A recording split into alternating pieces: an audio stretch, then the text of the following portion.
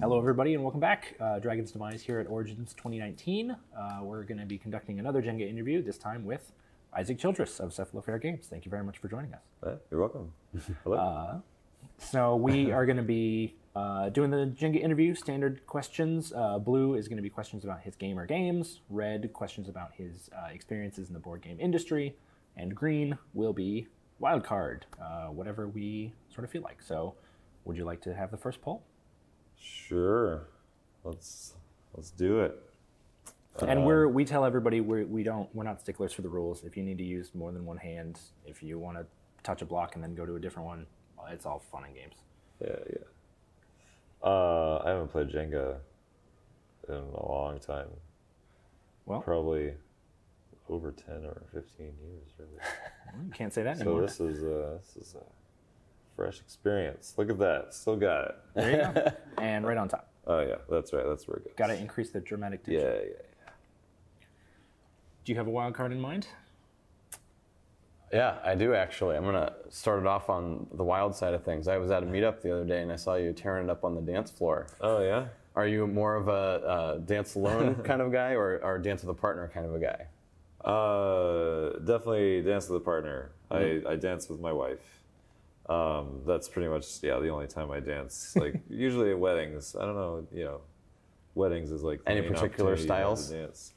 Oh, no, I don't have any styles or training or anything like that. I just go out on the dance floor and just start going crazy. You just feel the emotion. Yeah. It's all just about that free emotion. Awesome. Very cool. All right. This one looks like it's already coming out. Yeah. Oh, yeah, look at that. Easy peasy.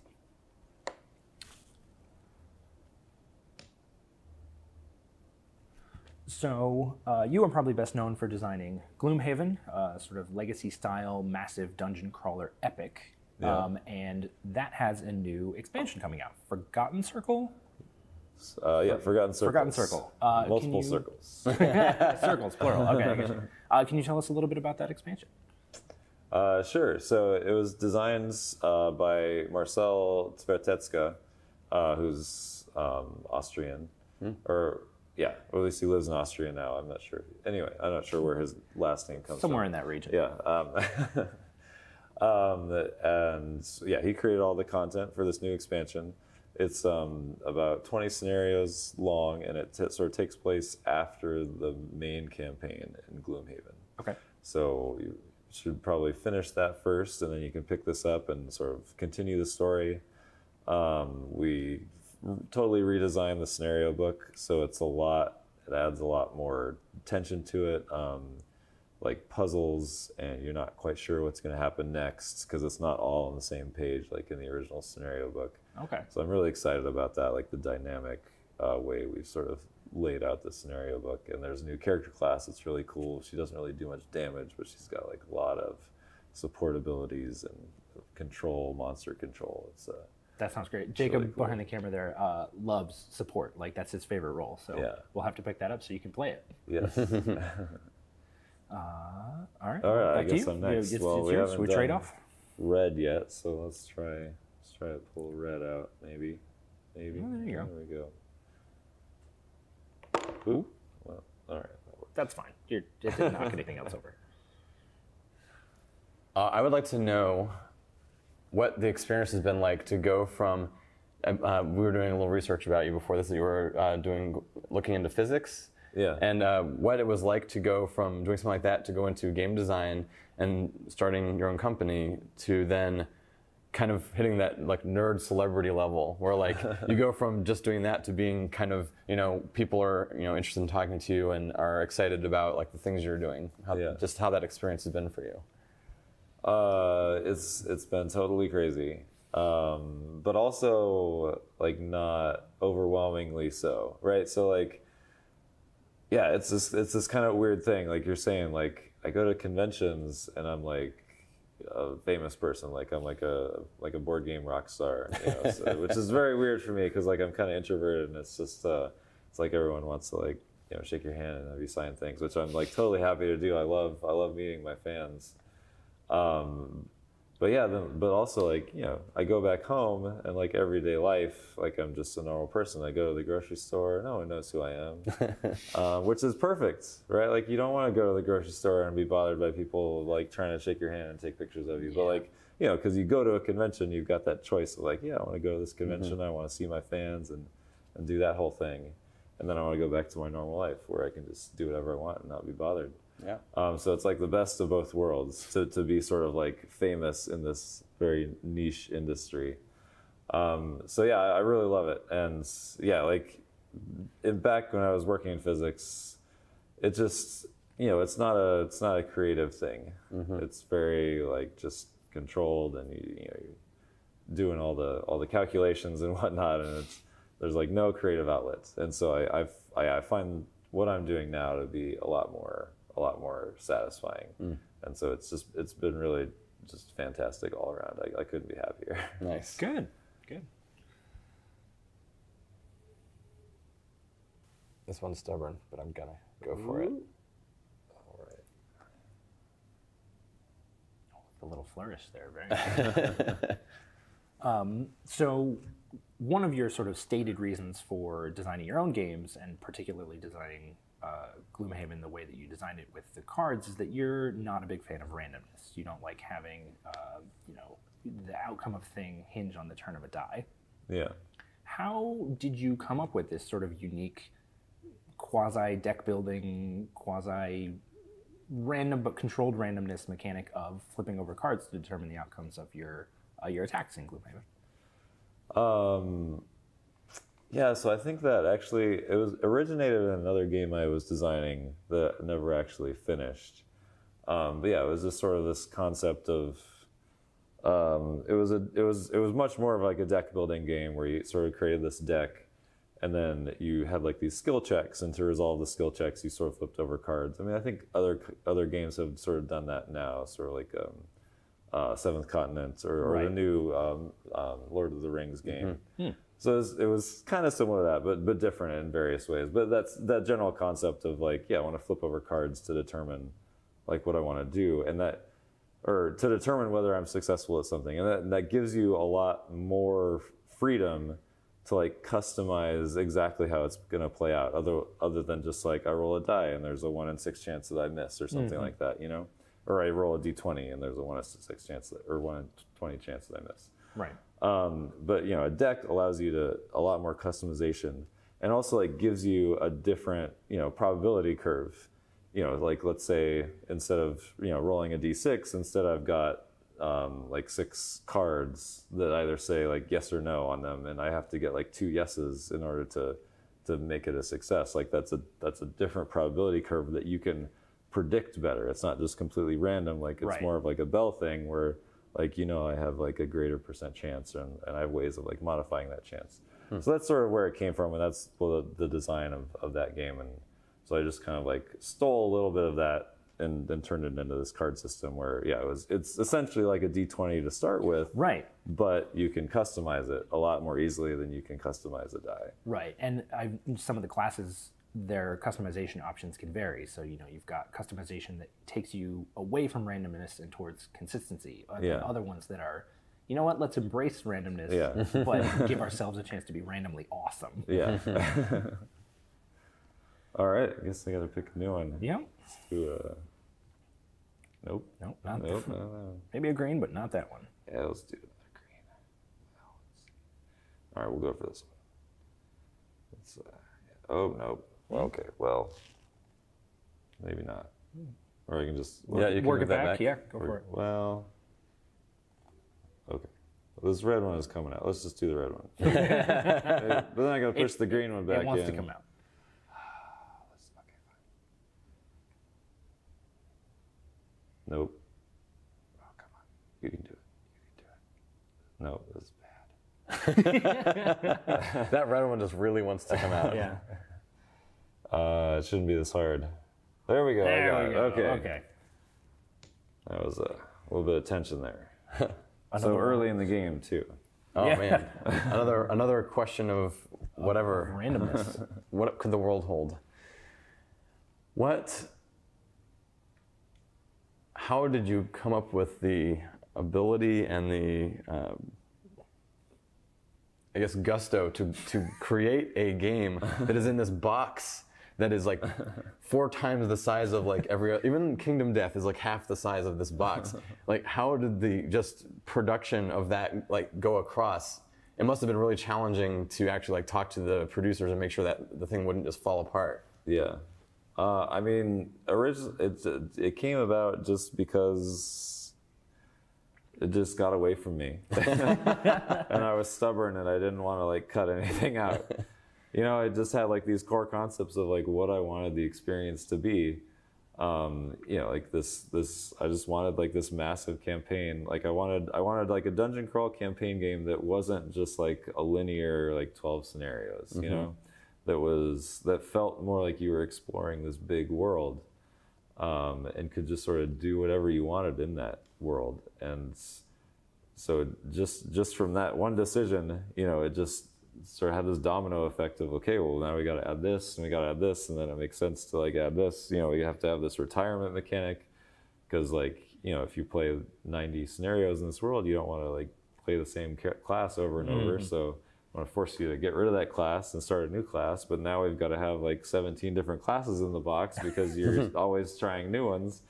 And yeah, it just kept growing and growing and growing until it is what it is. And then, you know, you go to the manufacturer, and I went through Strom manufacturing, and I mean, they were always very receptive. I'd tell them what I wanted and be like, wow, okay, well, you know, let's do it. Let's see if we can do it. And there was a lot of back and forth, you know, making sure things got, you know, done correctly. You know, I remember like the process of like creating the plastic insert that's in there to like hold all the cards. Was very dispiriting at first, because like the first thing they sent back to me was just like this insert. There was just like 2 big tubs, and I was like, no, it's not going to work at all. But we figured it out eventually, and yeah, I mean, it wasn't as bad of a process as you'd expect to like get it out. I mean, I think like the first box for the first printing was like a little thin, and ended up like splitting on the sides for a lot of people, which was very disappointing. But you know, the second printing we fixed that. I think, yeah, I don't know, it's pretty good all around. Did you have to travel to China or anywhere like in person to do that, or was it mostly done virtually? Yeah, it was just done emails back and forth. You know, sending pictures back and forth. Yeah, I've never been to China. I might go in the next year just to check out some other factories. Yeah, very cool. All right. Well, I mean, if this red one wants to pop out, then we're just going to do it. I'm going to put you up here, little one. So you are a game designer, obviously, but also a publisher. Cephalofair Games is your baby, and you are on the publishing side of things as well. How do you find that there's tension? Like, do you ever find that one aspect of the industry sort of draws more of your attention that you would like, that you don't have enough time to focus on game design, or that you don't have enough time to sort of run the publishing side of things because of this idea that's taken hold of you? Yeah, so I am a publisher, and I say that I'm like a publisher by necessity. Like, I have these board game ideas, and just from the start, because I didn't really know what I was doing, I didn't know what I was getting into, I just put a game up on Kickstarter to see what would happen. My first game, Forge War. And then it just sort of like snowballed from there, right? It's like, okay, well, I published one game, I might as well self-publish this next game. Sure. And, it's 21 pounds, but we'll go with it, and sort of. But I don't know. I don't really like fully have the skills of a good publisher. Like, I'm not as organized as I should be, and I just don't like doing it. Like, I don't like negotiating with people. I don't like schmoozing, and I don't like having to like sell product, like going to a convention and like trying to sell you a game. Like, that's just not my personality. Like, I'm a designer, like, first and foremost. So it's actually really helped, like, in the last year. Or earlier this year, I hired my first employee, like an operations manager, to sort of run all those parts of the business that I don't like. And he's great at it. He's the perfect guy for the job, and it's been really great these past few months. Awesome. Like, him taking all that stuff off my plate that I didn't want to do, so that I could focus on design. There you go. Specialization of labor. Yeah. Adam Smith and all that. All right. All right, back to you, sir. Okay, we'll just go with whatever color wants to come out. Oh, that looks pretty good. Is that another wild card? Is that what That it is. You keep getting all the wild ones. You can tag me I'm in. pretty I'm wild. happy to do it. Although that's true. You're pretty wild. Actually, now that you have mentioned hiring your first employee, I'd be curious to hear your thoughts on, I feel like with board games getting more popular and with these companies, more and more of these like indie companies starting to proliferate, do you find that there are more people that are not a part of the board game world that are actually like joining these companies? Or do you think there are people from outside that are just good at those skill sets that maybe don't even have anything to do with games that are coming into these positions? I'm not sure. Like I haven't really run across anybody in the industry that like doesn't like board games. Is that what you're saying? Like yeah. people who don't play board games? Yeah, that just kind of go into it because, you know, the company's looking for a person with that skill set. And Yeah. do they just find some people that, you know, have similar hobbies or? Yeah, I mean, okay, there was like one person I talked to recently, that sort of was in marketing and sort of got hired into this board game company, but then immediately like fell in love with board games, right? Mm-hmm. I mean, I don't think it's like necessary to love board games to be in the industry, but also like there's not like a whole lot of money in the industry. Like if you're good at something, you should probably like do that instead. So yeah, I feel like and I don't know, I just feel like this is a really great industry because everybody loves what they're doing. Mm-hmm. Like, yeah, that's why you get into this industry, is because you love board games and you want to spend your life, you know, working with board games. Even if you're not making as much money, you know, you're doing what you love. Fulfilling. And that's what the important part, yeah. I think it's my poll. It's your poll, but my question. So, once again, trust exercises. You pulled exactly the color I wanted. Thank you. You're welcome. One of the things that's so remarkable about Gloomhaven is the world building. You've got this amazing, expansive book of encounters that has tons of flavor built in. The races in particular, you've managed to avoid a lot of sort of the bog standard, elves, dwarves, orcs, small folk. Where did where did those ideas come from? Were they sort of just flying around your head and you finally set them down, or did you actually sort of go through a process of like, okay, well, I need like a big race? Yeah. How did that come about? Yeah, it was more the second one. I mean, I feel like I have a lot of experience in that, you know, just running a lot of D&D campaigns. I always like to, you know, create my own world. I've never opened like a source book or anything like that. It's just like I like the system, but I want to like do my own thing. Sure. And create my own monsters and all that sort of stuff. So yeah, like, you know, I had this idea for this dungeon crawl game, and you know, initially while I was playtesting it, it was like orcs and elves, or I don't know if it was like orcs and whatever. It was pretty standard Tolkien, but you know, at some point I was like, you know, if I want this to be like a big thing, I really enjoy this aspect of this creative process of coming up with these worlds and all this, you know, just new fantasy elements.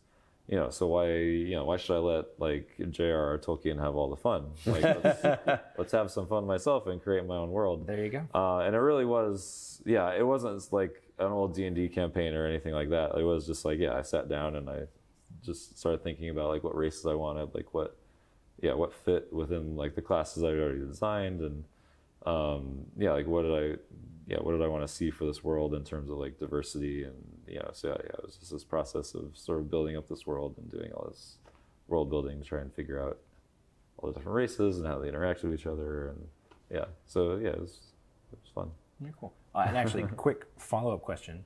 The Savas is personally my favorite race. I think that's a fascinating concept, this sort of race that's tied inherently to elements that are literally physically in them. How did you find that? Because that's really cool to me. So the locked Savas class is the first Savas class that I designed, and it really was just that idea of like elemental mastery, and yeah, I don't know. I thought it'd be cool if they were all just like rock people. All right. Well, there you go. Yeah, it's hard to say like where these ideas come from exactly. Don't be afraid to do a thing just because it sounds cool. Yeah, it's cool. Like there's these rock people and they're like really good at like controlling these elements. But yeah, I really think the Cragheart that sort of came from that sort of after the fact. Like I designed the Cragheart during the Kickstarter campaign because people wanted more starting classes. Oh wow! And at that point, I just had one Savas race, so I'm like, well, what would be cool for like another Savas? And it's like maybe he's like kicked out of his society and like his chest was smashed and he was just like this really angry guy who couldn't control himself. And yeah, I just sort of went with that, and it ended up being like this really cool concept that really resonated with people. Very cool. That was also my first class. Same, and then it died. Oh. we're playing with a sort of a permadeath variant, so Okay. Because they're crazy. I would never do that. we've had some bad luck. Yeah, don't do that. I mean, it's in the rules just because there's certain people who like that sort of thing, but yeah, I would personally never play that way. Well, maybe we should revise. I mean, we got official confirmation over here. It's you, sir. Oh, okay. I feel like we've been pulling things out of. Whoa! It's another green. Oh. It's not on purpose. Oh, that other green is pretty loose too. No, I do sometimes wonder how do more people approach it from the perspective of what's loose or what color do I want to ask or be asked. All right. My wife usually does a lot of these, so I'm going to ask one of the questions she really likes to ask that really puts people on the spot. Okay. What is your favorite game that is not designed by you? Gaia Project. Oh. Boom! Immediate. Yeah. Used to be Terra Mystica, but now I'm a huge Gaia Project. And is that based on sci-fi theme, or is it based on gameplay? No. Yeah, just totally gameplay. Okay. Yeah, like I said, it used to be Terra Mystica. I mean, I probably do fantasy probably does resonate with me more if you couldn't tell by my own games. True. So yeah, I'm not super into the sci-fi theme, but yeah, I really like the gameplay, just the amount of planning that you have to do, and the interaction between the players is nice. It's not too heavy. You're not gonna really screw people over, but there is still a lot of interaction there. I have to add another game to the list. Yeah, you gotta play Gaia Project. I'm actually playing it later tonight. I'm excited. Very cool. Very cool. It's your poll. It is my poll. Let's see what we can. Nope. This red one here is looking pretty ripe, but Oh. I knew I wanted a blue. Oh. Although I guess this question could function perfectly well as a red. You have a pretty broad spectrum of types of games that you've designed. So we've been talking mostly about Gloomhaven, which is sort of a dungeon crawler. But you've also got Forge War, which you describe more as a Euro. Yeah. You've got Founders of Gloomhaven, which is sort of this city builder action management. Do you have a favorite type of game that you either to play or to design? And how does maybe one inform the other? Yeah, I mean, I'd say I'm a Euro gamer at heart. But yeah, I've always had this side of me that's just really interested in dungeon crawl and sort of hack and slash as well. I've played D&D since high school. But yeah, I definitely gravitate more towards the Euro game. The more planning, the more just decisions that I have to make in a game, typically the better. Okay. Which is why I wanted to sort of merge those two things with Gloomhaven, right? I wanted this hack and slash game that also had a lot of decisions and planning, because you don't typically find that. So yeah. But yeah, anything that allows me to come up with some elaborate plan and figure out how to get that and find my way to finishing that plan. And lots of fiddly, puzzly, getting from A to B. Yeah. That's cool. That's my favorite. All right. Looking pretty precarious through the middle here. Yeah. Oh, he picked a good one though. It wasn't green for you. Now I had all the green questions lined up. Yeah. Oh, another industry type question. Would you ever design a game and not handle the publishing side of it at all, working with another publisher? Or alternatively, if that is too, if that's not an interesting enough question, would there be like another famous designer that you would want to design a game with? Well, so I think the answer to both those questions is yes, because I'm designing a game for Restoration, the Return to Dark Tower. Announced at, I think, Gen Con last year, yeah. And I'm working with Rob Davio, which has been really great. He's just a really great guy and he's really intelligent. So that's just been a great experience. So yeah, and also I'm working on some other game design ideas. Like I said before, I'm a designer first and foremost. I'm just sort of like a publisher by accident, really. And so yeah, if I can design games and have other people publish them, I'm totally cool with that. Kind of a follow-up question to that. When you talk to other designers, how do you find that interactions go when you want to maybe design a game with them? Is it just like you're having a chit-chat on the side and then suddenly you go, what would be really great? What if we did this? And then do you just start continuing a conversation, like talking like crazy? Or is it more like, let's make this plan to do this thing? Yeah, it would probably be more of a planned thing. I can't say that's ever happened to me. Yeah, so I got working on Dark Tower, because Restoration contacted me after Gloomhaven came out. And they're like, hey, do you want to design this? With Rob Davio. And it was sort of this very formal email back and forth exchange. And I think I prefer to probably design games by myself. It would probably have to be somebody I was really excited to work with to co-design a game. Cool. All right, I think we've got time for one more, so make it a good one. Oh, I'm gonna give you a green. You're gonna give me a green. What excellent timing. Yes. Customary question. Well, not customary, but question that we often end our videos with. My personal favorite question. What's your favorite type of donut? So I'm vegan. Okay. So that makes things hard. So my favorite type of donut is a vegan donut, which does exist. Yeah. My wife gets excited about those too because she's lactose intolerant.